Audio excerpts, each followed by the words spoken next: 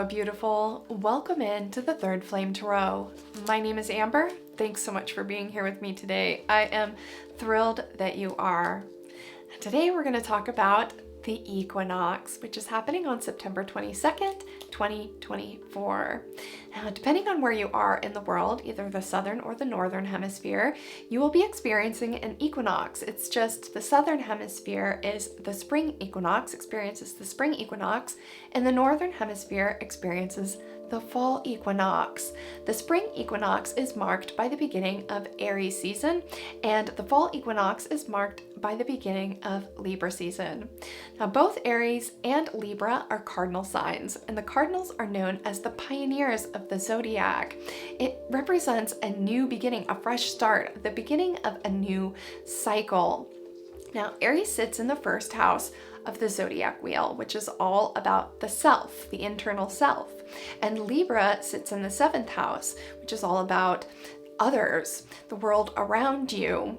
So this is a beautiful representation of duality between masculine and feminine, light and dark, active masculine principles and feminine receptive principles. Now, equinox translates from Latin to equal night, which means during an equinox, we experience an equal balance between day and night. This is incredibly symbolic and very beautiful and poetic because it reminds us to find more balance between our internal selves and our external selves, our masculine and feminine selves.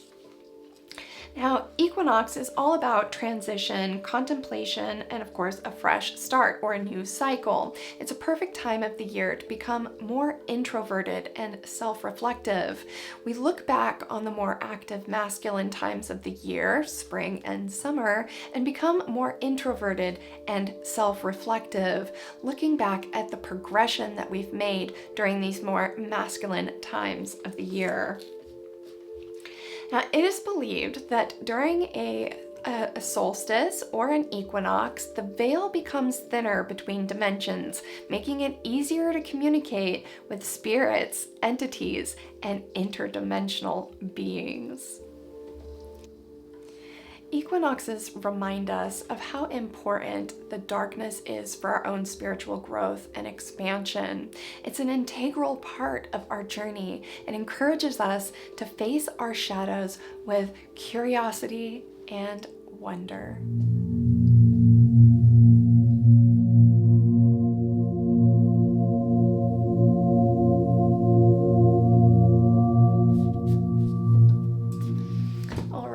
Let's get into the reading. So I thought it'd be really cool to pull out my Ida and Pingala balls here. Now, Ida and Pingala are the masculine and feminine energies, and the equinox is all about balancing your masculine and feminine, your internal and external. It's all about balance. Now, the Ida is represented by this black shungite ball here, and that would be the moon or feminine energy. And then Pingala here represents the sun, masculine energy.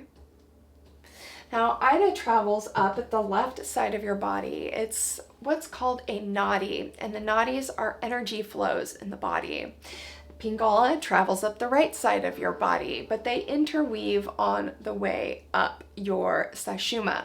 And Sushumna is represented by this stand here in the middle. It is the void. It is the center where all pranic energy stems from, and it travels up your spine. So I thought it'd be really neat to pull these balls out and do a reading to see how we can balance our masculine and feminine energy. All right, Spirit, we're here to get some advice on how we can balance our masculine and feminine, our light and our dark, our active and receptive. Look at that. Did you see that just fall out? There's Uranus. That's Aquarius's planet. Uranus is the mythological sky god, and represents astrology, astronomy, aviation, science, technology, freedom, experimentation, progressive, modern, exciting, eccentric, unconventional, rebellious, and sudden, shocking, liberating energy. And that just wanted to fall right out of the deck.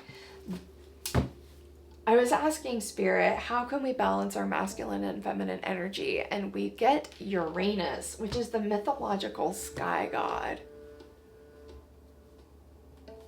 Freedom and experimentation. You know, I feel like that's what Spirit is trying to hint at right away, right off the bat, is we'll gain freedom from experimentation. You know, it's a journey to balance your masculine and feminine energy. It doesn't just happen overnight. You have to work at it. And, you know, I think right now in the collective, there is a lot of resistance around masculine and feminine energy. But the truth is we all have masculine and feminine within us. We all have Ida and Pingala within us. And it's good to have a more balanced internal Ida and Pingala. If you are in resistance to one or the other, then you're going to end up in imbalance and find yourself with, you know, experiencing not only internal or bodily health issues, but mental health issues and external health issues. You might attract more unfavorable experiences if you're out of balance.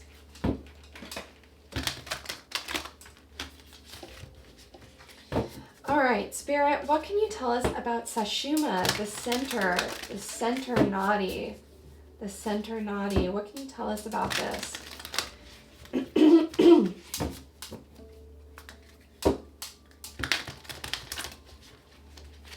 What is going on in the collective Sushumna right now? What is going on in the collective Sushumna? Split the deck and there's fire. Fire and descendant.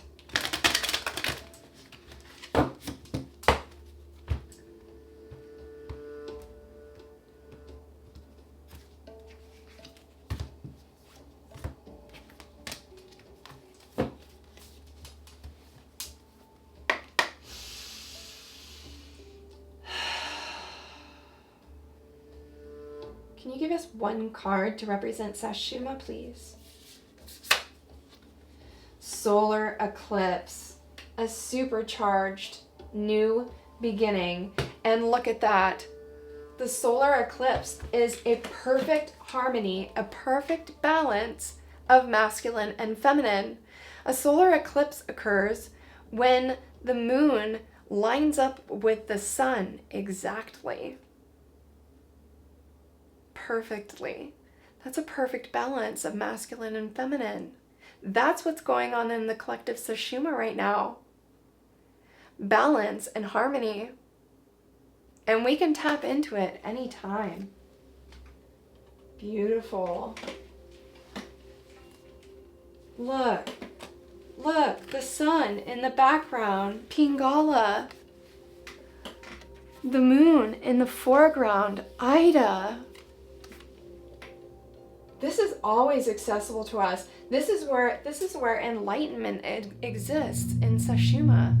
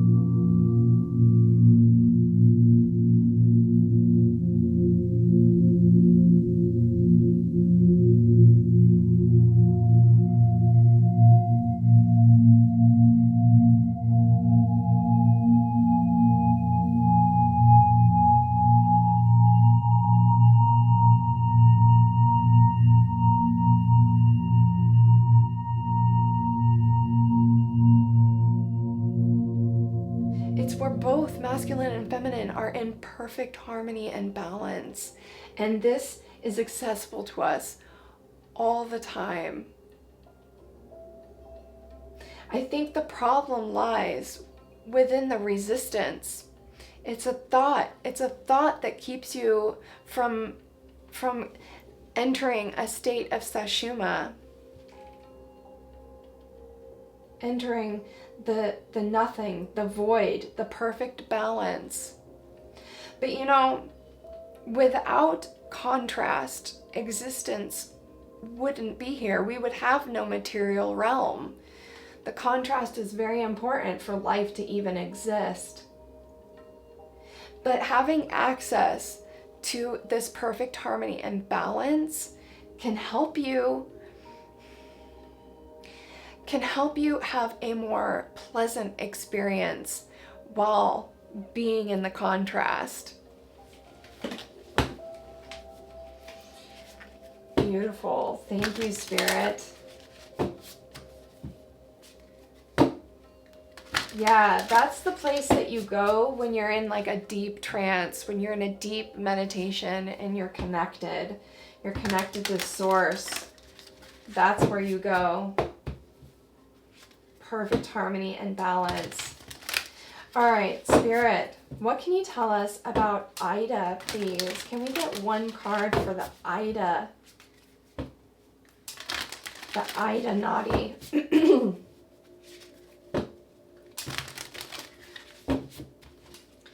What can you tell us about Ida? The dark, feminine attributes.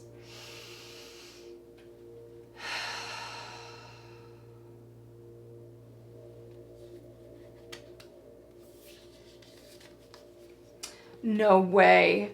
Nadir. Look. The moon. Nadir. Nadir is an angle, and it's associated with the 4th house, or Cancer. It's all about the internal self, your quiet, introverted self. That's exactly what Ida is. That's exactly what Ida is. Let's read this out of the book.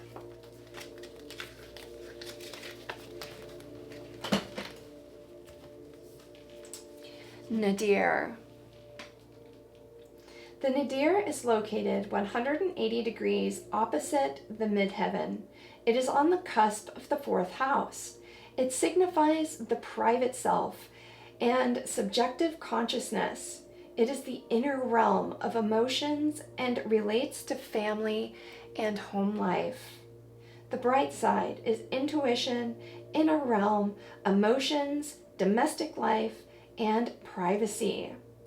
The shadow side is emotional instability, inner turmoil, lack of stable foundation, and lack of privacy.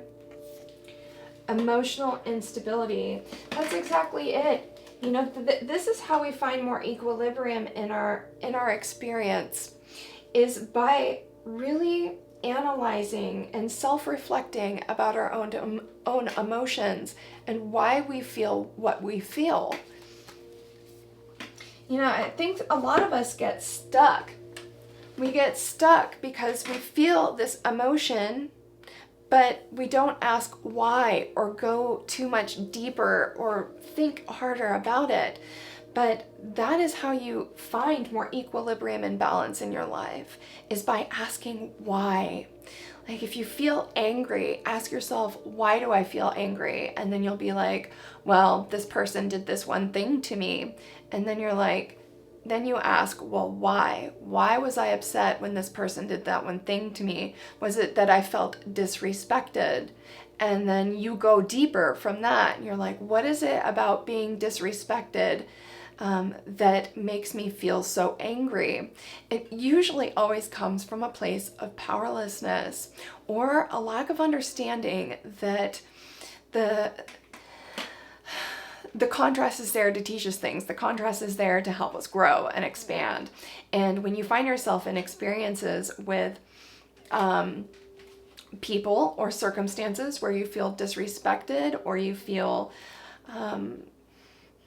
unappreciated, or somebody was mean to you or angry with you, or passive aggressive with you, any kind of negative emotion you feel with another person, it goes deeper down. Because think about it, if somebody called you tomorrow that you didn't know anything about, that you've never heard from this person before in your lifetime, and they called you up and they said, I hate you, you're a stupid person, and I hope I never see you again. You'd be like, well, okay, I guess I'll never see you again. But you don't really have a whole lot of emotion attached to that. But if somebody that you cared about, or somebody that you knew called you up and did that, there's a lot more emotions attached to that. So figuring out our emotions is really important to finding equilibrium in our life. And emotions are where we become stuck. You know, the one way out of those emotions of anger or resentment is through forgiveness, and understanding that people are on their own journey, they're on their own path. And, you know, if they're feeling angry, then they haven't balanced their emotions. But if you can balance yours and counteract the negative experiences with love, that's how you cancel it out. You know, you break the chain, you cancel it out. If you can find a place where you're like, there's a reason why you're upset, there's a reason why you're treating me like this, and it's because you're out of balance, it's because you're unemotionally evolved. This helps you in turn evolve, and when you evolve, that's going to help others evolve, and it'll spread, it'll domino, there'll be a domino effect, and we'll heighten the collective consciousness, we'll raise the collective consciousness and become a more happy species, a more happy planet, if we can all work on balancing our own internal selves, our emotional selves. And it starts with love and forgiveness. It has to. It has to. All right, Spirit, thank you so much for the Nadir card. That was perfect. So beautiful. What can you tell us about the Pingala ball, please? What can you tell us about the collective Pingala energy, the sun or masculine energy?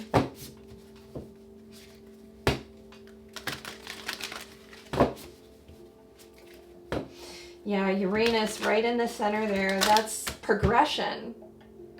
Progression. This is happening. We are evolving. We are definitely evolving. It's just seems to be going really slow. Yes. Yeah, we are progressing. We are evolving. It's happening. It's happening. And we've got the Pluto retrograde in Capricorn right now will go direct on October 11th and then move back into Aquarius. And Uranus is Aquarius's planet. Uranus is Aquarius's planet. And it's all about progression, experimentation, and freedom. Freedom from our attachments to our emotions. Becoming more in control of our emotions. It's not easy. I'm not saying it's easy, but I'm saying it's possible. And little by little, if you catch yourself in those moments where you feel that rise of negative energy, try to see if you can stop it in its tracks or turn it around as soon as you can. It's not easy though. I know. I know it's not easy. I got angry a little bit this morning, if I'm being completely honest. I got a little angry. But then I was like, whoa, I feel this anger. How quick can I turn this around? And that's when I went and found my dog. And I was like giggling and joking with her and being silly. And then I turned that energy around really fast. And I was like, It's funny when you do that though, you get this like little bit of resistance, like you're feeling inauthentic, but then it feels really good. Like you just, like once you get past that little blip of like, this feels inauthentic and I just want to be angry right now. But once you get past that, you're like, I don't like being angry. I don't like feeling angry. I don't like that feeling. It doesn't feel good.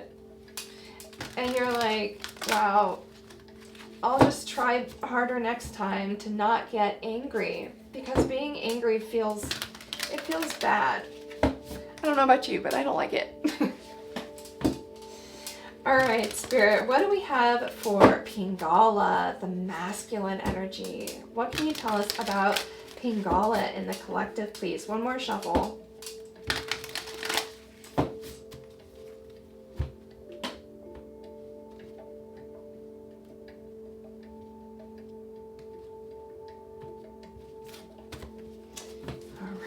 What can you tell us about Pingala, please?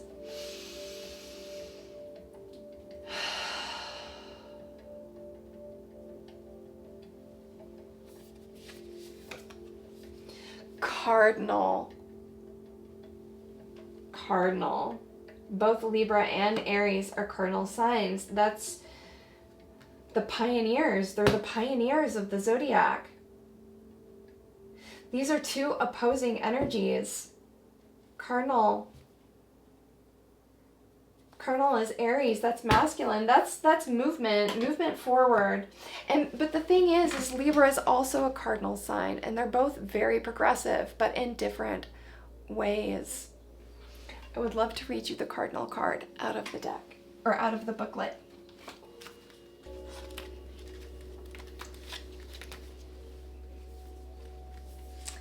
Cardinal.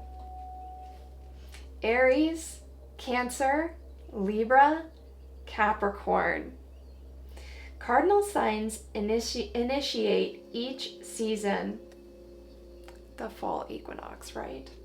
Cardinal signs initiate each season. The first day of Aries is the spring equinox. Cancer, the summer solstice. Libra, the fall equinox. And Capricorn, the winter solstice. This gives these signs leadership qualities. The bright side is innovative, pioneering, trailblazing, entrepreneurial, trend-setting, and inventive. It is an active polarity, and that is masculine energy. So in the internal self, Spirit is saying here for us, is encouraging us to work on our emotions, work on sorting out our emotions, going in, being self-reflective, going quiet. You know, this card is about privacy in a lot of ways. Taking a time out to go in. And then once you work through these emotions, Spirit is saying become a pioneer and spread it to the world.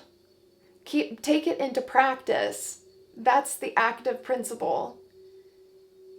Doing with it. Using it. Going out into the world and using what you learned. And the cardinals mark the equinox. They mark the equinoxes. How perfect is that? What else do you have to tell us, please?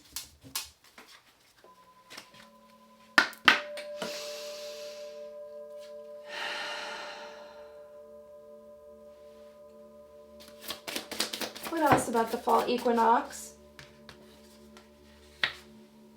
Relief.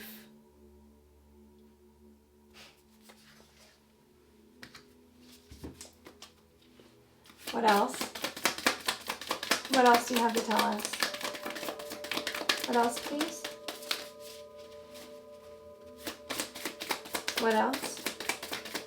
What else from this deck for the fall equinox, please? Thank you. Transformation.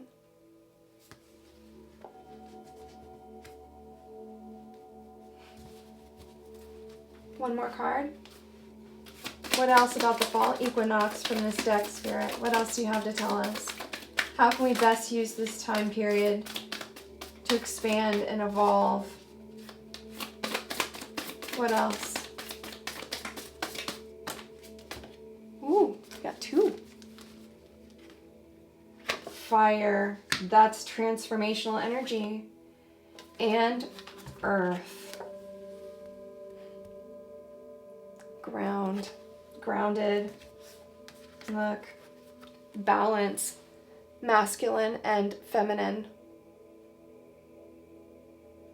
That's masculine and feminine. This is just reiterating what we got up here. Spirit is saying that we need to go into a more introverted state of being, a more receptive, feminine way of being during this time period. More self-reflective. It's time to find relief from all the experiences we had during the spring and the summer, during the more active or masculine times of the year. It's time to sit back and take some deep breaths and think about where you've come and what you've done over the last 6 months to a year. And release what's not working to make room for what could be working. This is going to help the collective transform and change and grow. Transform to find more balance. And it's absolutely true. I think a lot of people think that, they don't count. They're just a drop in the bucket. But that is not true at all. We are all so important for the collective consciousness. Each one of us matters very much. What we think, how we feel, how we interact with other people, it spreads. It spreads like dominoes.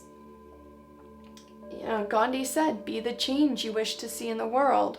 And if you want to be the change, you have to go in. You have to go Ida. You have to go receptive and feminine and go inward and really self-reflect in order to change those things that you wish to see change in the world.